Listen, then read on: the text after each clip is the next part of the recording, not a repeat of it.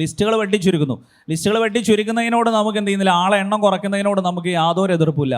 പക്ഷേ ആ കുറച്ച് ഇട്ട എണ്ണത്തിലെ ഭൂരിഭാഗം പേർക്കെങ്കിലും നിയമനം കൊടുത്തിട്ട് വേണം അടുത്ത പരീക്ഷയും അടുത്ത നോട്ടിഫിക്കേഷനും ഒക്കെ വിളിക്കാൻ. കാരണം എന്താ വെച്ചാൽ ഇപ്പോൾ CPOൻ്റെ ലിസ്റ്റിൽ 13,000 പേരുണ്ട്. ആകെ 21% പേർക്കാണ് ആകെ നിയമനം കൊടുത്തത്. അതിനു മുമ്പേ എന്ത് ചെയ്തു, ആ ലിസ്റ്റ് തീരുന്നതിന് മുന്നേ അടുത്ത റാങ്ക് ലിസ്റ്റും വന്നു, അടുത്ത പരീക്ഷയുടെ നോട്ടിഫിക്കേഷനും വന്നു.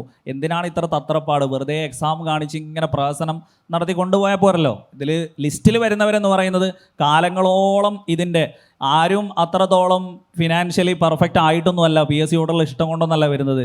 ജോലി ഇല്ലാത്തൊരു ഗതികേട് കൊണ്ടാണ് എന്ത് ചെയ്യുന്നത്, എല്ലാവരും നമുക്കൊരു ജോലി വേണം, സ്വന്തം കാലിൽ ജീവിക്കണം എന്നുള്ളൊരു ലെവലിലുള്ള ആഗ്രഹം കൊണ്ട് വരുന്നതാണ്.